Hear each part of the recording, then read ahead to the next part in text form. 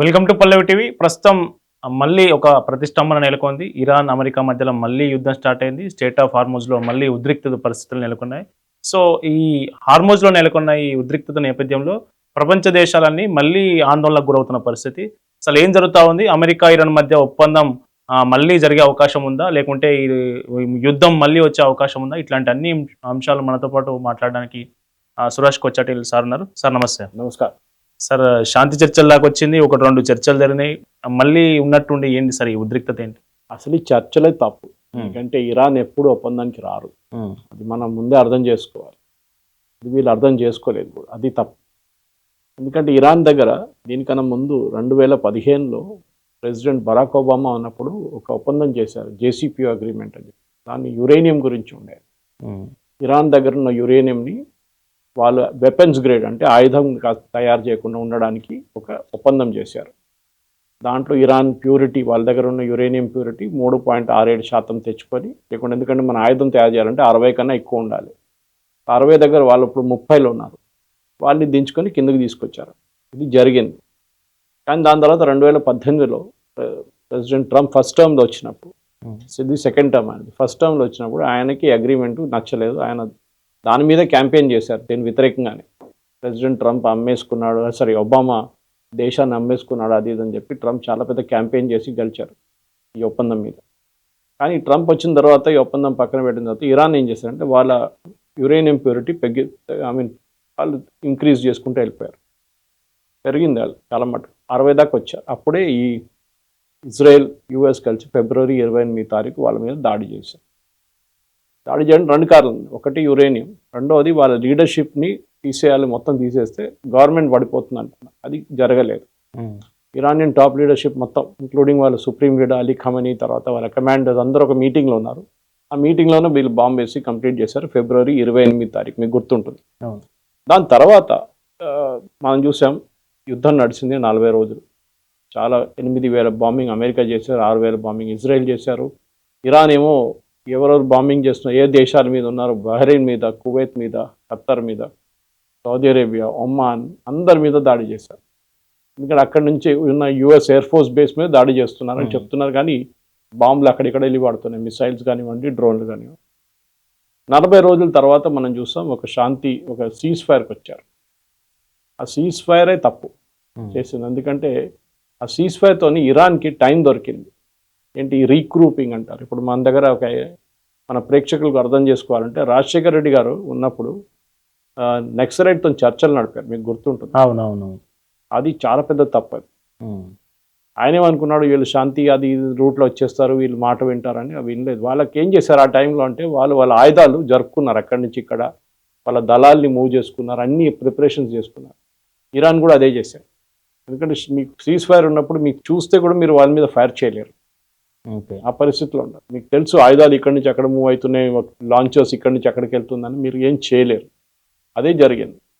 తర్వాత ఒక ఒప్పందానికి రావడానికి ఒక మెమరాండమ్ ఆఫ్ అండర్స్టాండింగ్ సంతకం పెట్టారు. దానికి కారణం ఏంటంటే, ఇదే గల్ఫ్ స్టేట్స్, ఎవరు ఖత్తర్ కానీ, సౌదీ అరేబియా కానీ, యుఏఈ, వీళ్ళందరూ కలిసి ప్రెషర్ పెట్టారు అమెరికా మీద సేయింగ్ యుద్ధం సొల్యూషన్ కాదు, మన చర్చలు కాదు. సో దాంట్లో 14 పాయింట్లు మీకు తెలిసింది ఒక ఒప్పందానికి వచ్చారు, మెమరాండమ్ ఆఫ్ అండర్స్టాండింగ్. నేను దాన్ని మెమరాండమ్ ఆఫ్ మిస్అండర్స్టాండింగ్ అంటాను.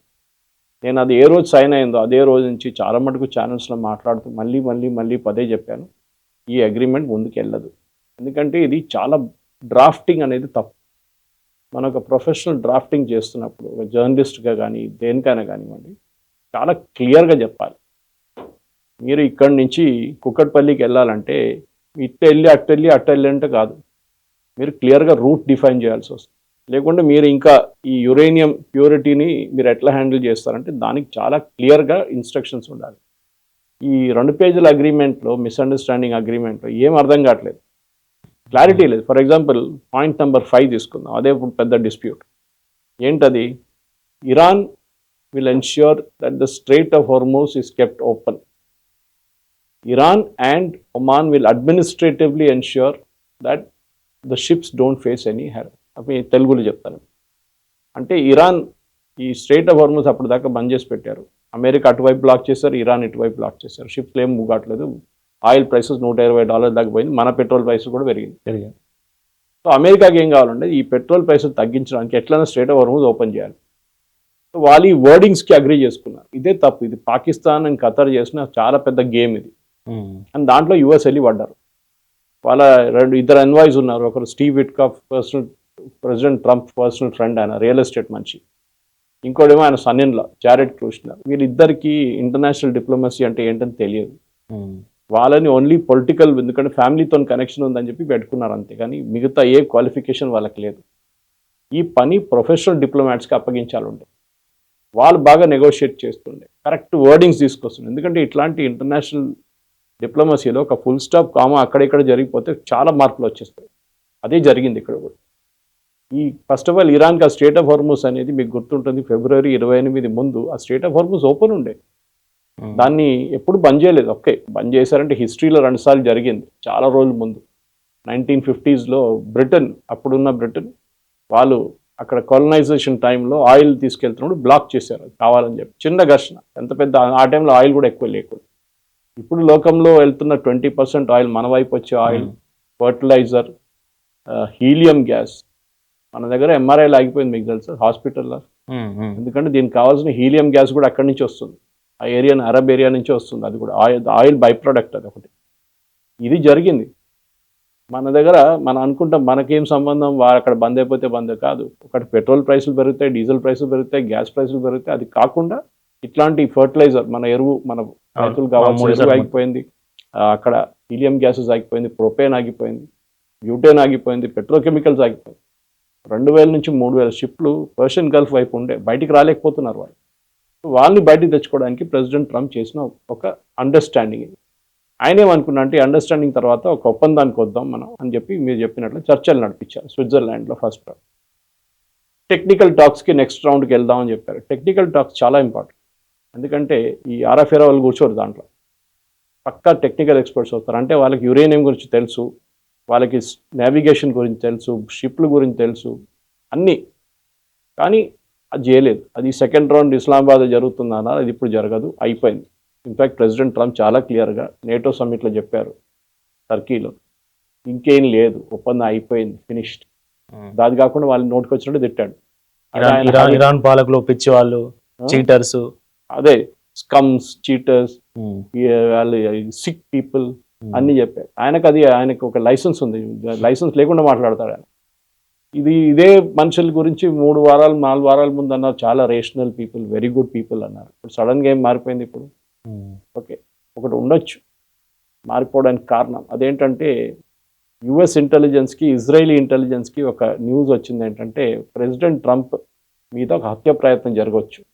అవునవును, I'm first killer, first number 1 killer అని, I'm first on their list అన్నారు.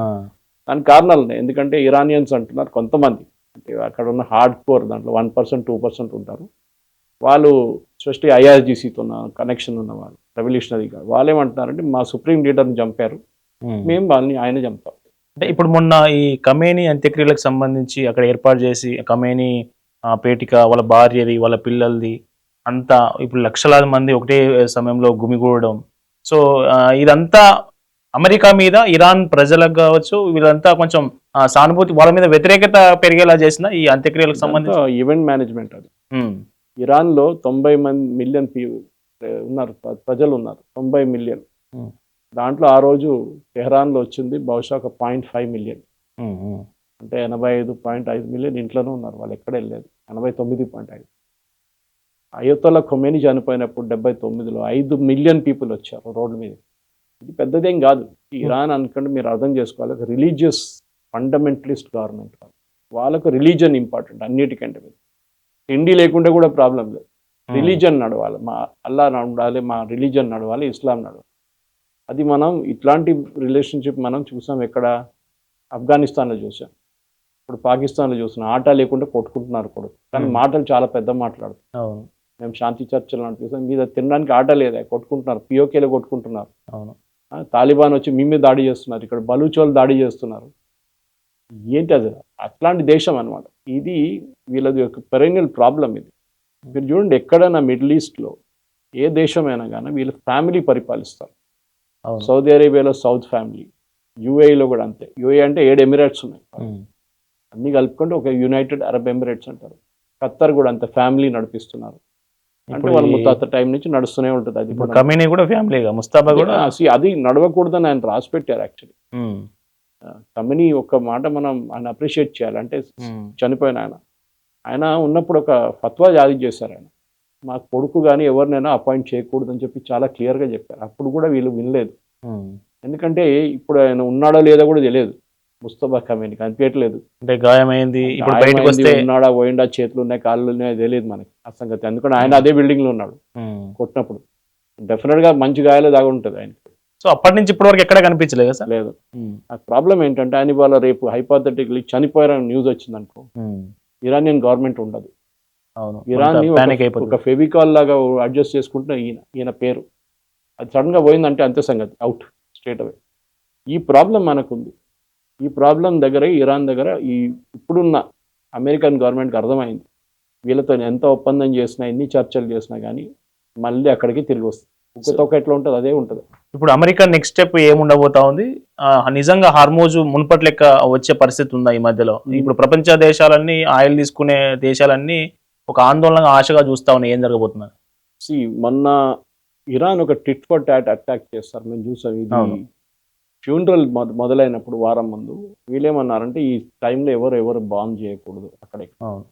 అది కూడా కాదు, ఒప్పందంలో మెమరాండమ్ ఆఫ్ అండర్స్టాండింగ్లో చాలా క్లియర్గా ఉంది, స్ట్రేట్ ఆఫ్ హార్మోస్లో షిప్స్ పోతూనే ఉంటుంది, నార్మల్గా పోతున్నాయి. అప్పుడు ఇరాన్ ఏం చేస్తారు, ఒక దాడి చేస్తారు షిప్ మీద.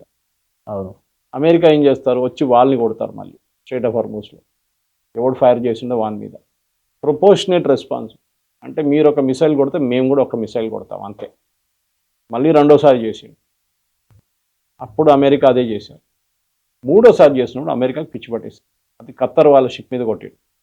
ఖత్తర్ మిమ్మల్ని పీస్ టాక్స్ మీరు నడిపిస్తున్నారు, వాళ్ళ షిప్ మీద ఏంట్రా దాడి చేయడం అని చెప్పి అమెరికాకి కోపం వచ్చి ఖత్తర్ కూడా కోపం. ఈసారి అమెరికా ఏం చేస్తుంటే డిస్ప్రొపోర్షనేట్ రెస్పాన్స్. అంటే మీరు 2 మిసైల్ కొట్టారు, మేము 100 మిసైల్ కొడతామని చెప్పి వాళ్ళు కంప్లీట్గా వాళ్ళ న్యూక్లియర్ ప్లాంట్ నుంచి మొత్తం ఇక్కడ దాకా అక్కడ ఇచ్చి అన్ని కొట్టేశారు, బ్రిడ్జ్లు కూడా కొట్టేశారు. ఇన్ఫాక్ట్ మషాద్ టౌన్ అని చూడండి, ఇక్కడ నిన్న బరి చేస్తారు, అక్కడికి వెళ్ళి రైల్వే ట్రాక్ కూడా కొట్టేశారు. సో అట్లాంటి పరిస్థితులు నిన్న ఒక మార్పు వచ్చింది మేజర్గా. కానీ ఒక మన ప్రేక్షకులకు తెలియదో, తెలుగు న్యూస్ ఛానల్స్కి తెలియదో కానీ ఇవాళ పొద్దున 3 గంటల 3:30కు ఇంకొక న్యూస్ వచ్చింది, ఇరాన్ మీద మళ్ళీ దాడి జరిగింది. మళ్ళీ వాళ్ళ షిప్స్, వాళ్ళ స్ట్రేట్ ఆఫ్ హార్మోస్ కానీ అట్లా ఆ ఏరియాలన్నీ కొట్టారంట ఎవరు, మిసైల్తోని ప్లేన్లతోని. అమెరికా అంటున్నారు మేము కొట్టలేదంట. వాళ్ళు ఎవరు కొట్టారు? ఇప్పుడు న్యూస్ వస్తుంది, ఖత్తర్ కాదు బహరీన్ అండ్ కువైత్ కలిసి కొట్టారంట. వాళ్ళు కూడా అయిపోయింది, బోతోగ్యా సాబ్ అంటారు, హిందీలు అంటారు చూడండి. చాలా టార్చర్ భరించలేరు బాబు. అంటే నేను ఎప్పటి నుంచో చెప్తున్నాను, నేను ఇదే మాట నిన్న 2 ఛానల్లో చెప్పాను. వీళ్ళు ఎక్కువ రోజు వీళ్ళ పేషెన్స్ ఉండదు, కొట్టి కొట్టి కొట్టి వాళ్ళ మీద వాళ్ళు పెద్ద పెద్ద ప్లేన్లు, F-16లు, F-14లు, సౌదీ అరేబియా దగ్గర F-35 కూడా తీసుకొస్తున్నారు వాళ్ళు. ఈ ప్లేన్లు మిసైల్ అని పెట్టుకుని ఇది ఎగ్జిబిషన్ పెట్టుకున్నారా మీరు? ఏదో ఒక రోజు వాడాలి కదా. పాకిస్తాన్ ఆర్మీని తెచ్చుకొని సౌదీ అరేబియాలో పెట్టుకున్నారు. ఎందుకు? సౌదీ అరేబియన్ ఆర్మీకి ట్రైనింగ్ లేదు, వాళ్ళకు యుద్ధానికి వెళ్ళలేదు ఇప్పుడు దాకా. యుద్ధం చేయండి ఒకసారి. ఇరాన్ అదే పెద్ద అడ్వాంటేజ్. 8 సంవత్సరాలు సద్దాం హుసేన్తో పోరాటం చేసిండు వాళ్ళు, 1980 to 1989. అప్పుడు వాళ్ళ వైపు 1,00,000 మంది చనిపోయినారు, అటువైపు 1,00,000 మంది చనిపోయినారు. ఇప్పుడు యూక్రెయిన్ రష్యా నడుస్తుంది అట్లా. దాంట్లో ఇరాన్ నేర్చుకున్నారు చాలా మంచి లెసన్స్, యుద్ధం అంటే ఏంటనేది. ఇప్పుడు మన సోల్జర్స్కి ఎక్స్పీరియన్స్ ఉంది, మన 62 నుంచి పోరాడుతున్నాం మనం. ఓకే, 62, 65, 71, దాని తర్వాత సింధూర్ కానీ దానికన్నా ముందు చాలా మటుకు ఆపరేషన్స్ మనం చేసాం. బంగ్లాదేశ్ 71 వార్ కూడా. మన ఆర్మీకి ఎక్స్పీరియన్స్ ఉంది, మన ఎయిర్ ఫోర్స్కి ఎక్స్పీరియన్స్ ఉంది, మన నేవీకి వీళ్ళకి ఏం లేదు. వీళ్ళు ఒట్టి తెచ్చుకొని అది ఏం చెప్తారు, షోకు పెట్టుకుంటారు. ఇప్పుడు సైన్లీ వాళ్ళు తెలిసిపోయింది ఎన్ని రోజులు యూఎస్ చేస్తారు, మనం కూడా చేసి చూపించాలి కదా. మన మీద కొడితే మనం కొడతాం వాళ్ళకి, అంతే. వీళ్ళ ఎక్స్క్యూజ్ ఏంటంటే ఇరాన్ ఎప్పుడు మేము అమెరికన్ బేసెస్ మీద అటాక్ చేస్తున్నాం. అంటే ఈ దేశాల్లో అన్నింటిలో అమెరికన్ బేసెస్ ఉన్నాయి. అది ఎందుకు పెట్టుకున్నారు అమెరికా అంటే, అమెరికాకు ఒక్క ఎయిర్క్రాఫ్ట్ కెరియర్ ఎప్పుడు తీసుకురాలక్కర్లేదు, ఇక్కడ ఎయిర్క్రాఫ్ట్ ఉంటుంది మన దగ్గర. ఇరాన్ మీద బాంబు పడాలంటే ఇక్కడ నుంచి ఫ్లై చేస్తే అక్కడ వెళ్ళి బాంబు పడేచ్చు 100 కిలోమీటర్ దూరంలో. అది సౌదీ అరేబియాలో, యూఏఈలో, ఖత్తర్లో, బహ్రీన్లో, కువైట్లో, ఒమాన్లో కూడా. బహ్రీన్లో వాళ్ళ 5th ఫ్లీట్ ఉంది. ఎయిర్ ఫోర్స్ కన్నా వాళ్ళ 5th ఫ్లీట్ అంటే వాళ్ళ నేవీ ఇది ఒక ఫ్లీట్ ఉంది, పెద్ద ఫ్లీట్ ఉంది. ఇదంతా ఉన్నప్పుడు వాళ్ళ మీద దాడి చేస్తా అని చెప్పి వీళ్ళు దాడి చేస్తున్నారు. కానీ మీరు 10 డ్రోన్లు కొడితే అన్ని 10 డ్రోన్లు అక్కడికి వెళ్ళవు, 5-6 అక్కడ వెళ్ళిపోతాయి. అదే జరిగింది. సో అక్కడ మీ సివిలియన్స్ కూడా ఇబ్బంది పడతాం. మీరు గుర్తుంటుంది మీకు February 28 బాంబింగ్ జరిగిన తర్వాత one of the first attack Dubai airport మీద జరిగింది, దుబాయ్ ఇంటర్నేషనల్ ఎయిర్పోర్ట్. అది ఎంత పెద్ద ఎయిర్పోర్ట్, అది ఎంత మంది ట్రాన్సిట్ చేస్తారు అక్కడి నుంచి, మొత్తం వాళ్ళ ఎకానమీ పోయింది దాంతో. ఓకే, టూరిస్టులు రావట్లేదు ఇప్పుడు దుబాయ్కి. ఇప్పుడు వస్తున్నారు అనుకోండి, కొంచెం ముందు రాకపోతుంది. ఇప్పుడు వార్ టైంలో ఎవరు వస్తారు? ఇప్పుడు కూడా కొంత టెన్షన్ ఉంటుంది సార్. కరెక్ట్. సో వాళ్ళకు కూడా అర్థమైపోయింది, ఎన్ని రోజులు వీరిని సహిస్తాం ఇట్లా, మా దగ్గర ఆయుధాలు పడి ఉన్నాయి, చూస్తాం పని చేస్తున్నారు కదా, అది కూడా తెలియదు, ఒకసారి ఫైర్ చేసి చూద్దామని చెప్పి ఇప్పుడు చేస్తున్నారు. ఇవాళ పొద్దున జరిగింది దాడి. సో ఫైనలీ ఇరాన్కి అర్థమైపోతుంది, రేపు వీళ్ళందరూ కలిసి Saudi Arabia, Qatar, Oman, UAE, Bahrain, Kuwait అందరు కలిసి దాడి చేశారనుకోండి ఇరాన్ మీద, ఇటువైపు నుంచి యుఎస్ కొట్టారనుకోండి, అటువైపు నుంచి ఇజ్రాయెల్ వస్తే వీళ్ళు ఫినిష్ అయిపోతారు. వీళ్ళు ఎక్కడి నుంచి మిసైల్స్ వస్తుంది వీళ్ళకి అర్థం కాదు, ఆ పరిస్థితికి వచ్చేస్తే అదే ఇప్పుడు రాబోతుంది. ఇది నేను మొన్న కూడా చెప్పాను, నిన్న కూడా చెప్పాను. సో ఇప్పుడు ఇరాన్ దగ్గర ఉన్న ప్లాన్ ఏం లేదు, ఇక ఏం లేదు. వాళ్ళ దగ్గర నేవీ లేదు, వాళ్ళ ఎయిర్ ఫోర్స్ లేదు, వాళ్ళ దగ్గర ఉన్నేంటి మిసైల్స్, డ్రోన్స్, ఇది రెండే ఉన్నాయి. దీంట్లో వాళ్ళు ఎక్స్పర్ట్స్, డ్రోన్లు తయారు చేయడంలో, మిసైల్ తయారు చేయడంలో. ఈ 45 రోజులు మొత్తం వాళ్ళు సీజ్ ఫైర్ టైంలో వాళ్ళు మళ్ళీ రీప్రొడక్షన్ మొదలు పెట్టారు. వీళ్ళు ఏం చేయలేకపోయారు, అది వీళ్ళు డిస్ట్రాయ్ చేయాలి. అది ఎప్పటి నుంచో ఇజ్రాయెల్ చెప్తున్నారు. మీరు MOUలో దాని గురించి ఒక మాట కూడా పెట్టలేదు. మీరు మిసైల్ గురించి ఒక స్టేట్మెంట్ లేదు, డ్రోన్ల గురించి ఒక స్టేట్మెంట్ లేదు. ఏమంటే ట్రంప్ ఏమన్నారు, అరే సౌదీ అరేబియా దగ్గర మిసైల్స్ ఉంది కదా, ఖత్తర్ దగ్గర మిసైల్స్ ఉందా, ఇరాన్ కూడా కొన్ని పెట్టుకుంటే ఏమవుతుంది అని ఆలోచించండి. వాళ్ళు అదే డ్రోన్లతో, అదే మిసైల్తో వీళ్ళ మీద దాడి చేస్తున్నారు, మళ్ళీ ఇజ్రాయెల్ మీద దాడి చేస్తున్నారు. నిన్న జార్డన్ మీద దాడి చేస్తున్నారు. జార్డన్ ఎక్కడుంది? వెస్ట్ ఏషియాలో ఉంది జార్డన్. ఉంది గాజా అవతల ఉంది, ఇజ్రాయెల్ అవతల ఉంది. అది జార్డన్ మీద కొట్టారు నిన్న ఇరాన్. 10 డ్రోన్లు కొడితే అది వాళ్ళు 10 మిసైల్స్, డ్రోన్ వాళ్ళు కొట్టేశారు కంప్లీట్గా. వాళ్ళు దాన్ని ఎన్కౌంటర్ చేసేసారు దాన్ని. కానీ నేను చెప్తున్న మాట ఏంటంటే, ప్రెసిడెంట్ ట్రంప్కి హాఫ్వే వెళ్ళి మళ్ళీ ఆగిపోయారు. ఆయన చేసిన తప్పదు. ఆ యుద్ధం కంటిన్యూ అయితే ఇరాన్ ఇప్పుడు దాకా గవర్నమెంట్ ఉండదు, ఇరానియన్ గవర్నమెంట్. ఎందుకంటే ఇరాన్లో వాళ్ళకి ఎకనామీ మొత్తం కొలాప్స్ అయింది. వాళ్ళు ఇప్పుడు కాదు, ఒక 5-10 సంవత్సరాల నుంచి చాలా స్ట్రాంగ్ శాంక్షన్స్ ఉన్నాయి. యాక్చువల్లీ 97 నుంచి శాంక్షన్స్ ఉన్నాయి వీళ్ళ మీద, 79 నుంచి శాంక్షన్స్ ఉన్నాయి. కానీ ఈ యురేనియం మీద వచ్చిన తర్వాత వీళ్ళ మీద చాలా స్ట్రాంగ్ శాంక్షన్ పెట్టారు. ఆయిల్ కూడా అమ్మలేకపోతుండే వాళ్ళు, చైనా తీసుకెళ్ళిపోతుండే వీళ్ళ ఆయిల్ అంతా. దాని బదులు చైనా మిసైల్ పార్ట్స్ తయారు చేసిస్తారు, వీళ్ళు మిసైల్స్కు దాన్ని మ్యానుఫ్యాక్చర్ చేస్తారు. ఇప్పుడు నిన్న చేసిన అనౌన్స్మెంట్, ఈ నెల పాటు అలౌ చేశారు ఆయిల్, చైనా మీరు ఆయిల్ అమ్మేసుకొచ్చింది. నిన్న అనౌన్స్మెంట్ స్టీవ్ బెసెంట్ వాళ్ళ ట్రెజరీ సెక్రటరీ అనౌన్స్ చేశాడు, 17 తారీఖు నుంచి no more oil, Iranian oil బయటకు వెళ్ళదు. అంటే ముందు మీరు చేసిన అదే పని, అంటే బయట బ్లాక్ చేసేస్తారు. ఇరానియన్ షిప్స్ వెళ్తే మళ్ళీ రిటర్న్ పంపిస్తారు దాన్ని. ఇది ఆయిల్ ప్రైసెస్ పెరిగొచ్చు, నిన్న పెరిగింది కూడా. ఇవాళ నాకు తెలియదు ఆయిల్ ప్రైసెస్ ఎంత ఉందని, కానీ బహుశా పెరిగి ఉంటుంది అక్కడ. పోనీయాడు, అది ఒక వారం 2 వారాలకు ఉంటుంది. అది ఎప్పుడు మనలాంటి దేశం, మనం 3rd largest consumer oil, crude oil. China, US, మనకు కొంటున్న దాంట్లో మనం రేపటి కోసం ఇవాళ ఆర్డర్ చేయం. మనకి డిసెంబర్కి కావాల్సిన క్రూడ్ ఆయిల్ ఇప్పుడు ఆర్డర్ చేస్తాం మనం. ఒక 1 month 2 months అట్లా, 3-4 months అడ్వాన్స్లో. అది కూడా ఒక ప్రైస్ పెట్టేస్తాం. ఓకే ఎంత నడుస్తుంది మార్కెట్లో, 65, ఓకే మేము 60 ఇస్తాం. మనం కూరగాయలు బేరం ఆడుకుంటాం, అట్లా ఉంటుంది బార్గెనింగ్. వాడంటే 62 అంట, 60 అంటాం. లాస్ట్ ఏదో ఒక రేట్కి వచ్చేస్తాం. సరే మాకు రోజుకి 2 మిలియన్ బ్యారెల్స్ కావాలి, నెక్స్ట్ డిసెంబర్లో జనవరి మొత్తం ఇది కావాలంటే వాళ్ళు సిగ్నేచర్ పెట్టుకుంటారు ఆయిల్ కంపెనీలు, మన కంపెనీ వారికి వాళ్ళకి అది సప్లై అవుతుంది. సో మన దగ్గర ఇప్పుడు 67 రోజుల మన దగ్గర స్ట్రాటజిక్ పెట్రోలియం రిజర్వ్స్ ఉంది. మన ఇంట్లో చిన్న అండర్ గ్రౌండ్ ట్యాంక్ ఉంటుంది నీళ్ళది, మున్సిపల్ నీళ్ళది ఉందా, అట్లాంటిది లక్షల లీటర్ల మన దగ్గర కెపాసిటీ ఉంది స్టోరేజ్ చేయడానికి. అది తీసుకొచ్చి స్టోర్ చేస్తారు, దాంట్లో ఎమర్జెన్సీ రిజర్వ్. అది ఎప్పుడైనా యుద్ధం వచ్చింది, ఇట్లాంటి యుద్ధం వస్తే, సింధూర్ లాంటి యుద్ధం వస్తే మనం ఈ క్రూడ్ ఆయిల్ వాడుకోవచ్చు. బయట నుంచి మొత్తం ఆగిపోయింది అనుకోండి షిప్స్ అన్ని, అప్పుడు కూడా మన దగ్గర ఉంటుంది. అది మన దగ్గర గుజరాత్లో ఉంది, మ్యాంగ్లూర్ దగ్గర ఉంది, వైజాగ్ దగ్గర ఉంది, ఒడిశా దగ్గర ఉంది, ఈవెన్ చెన్నై దగ్గర ఉంది అంటున్నారు. తెలియదు మనకి, ఇది ఓపెన్గా చెప్పారు ఎవరు, government of India. Strategic oil petroleum reserves ప్రతి దేశం చేసుకుంటారు. మన 67 రోజులు పెట్టుకుంటే చైనా 290 రోజులు పెట్టుకున్నారు. చాలా పెద్ద దేశం వాళ్ళు. అమెరికా కూడా ఉంది. అమెరికా కూడా ఇప్పుడు క్రైసిస్ వచ్చినప్పుడు దాని నుంచి ఆయిల్ తీసుకున్నారు. ఎందుకంటే మీరు ఆయిల్ కొన్నప్పుడు $40 ఉండే, అది విత్డ్రా చేసుకుంటారు. $100 ఎవరు కొంటాడని చెప్పి ఇది ముందు డ్రా చేసుకో, కానీ ఒక లెవెల్ వచ్చినప్పుడు హాఫ్ అయిపోతుంది. అప్పుడు మనకు టెన్షన్ పడుతుంది, రే ఇంకా ఇప్పుడు 30 రోజులతో ఉంది, ఏం చేయాలని చెప్పి అప్పుడు మనం బయట నుంచి ఆర్డర్ చేయడం మొదలు పెడతాం. అది కాకుండా మనకి రావాల్సిన క్రూడ్ ఆయిల్ షిప్స్లో వస్తూనే ఉంటుంది. అదే 2 వారాలది ఉంటుంది, 2 నెలలది ఉంటుంది, చాలా షిప్స్ ఉంటుంది, వస్తూనే ఉంటుంది. అమెరికా వైపు నుంచి వస్తుంది, అంగోలా నుంచి వస్తుంది, అర్జెంటీనా నుంచి వస్తుంది. ఇప్పుడు గల్ఫ్ని పక్కన పెట్టేసాం మనం, ఇప్పుడు ఒమాన్ నుంచి కొంటున్నాం మనం. ఇదన్నీ వస్తూనే ఉంటాయి, అది ఒక 2 నెలలు.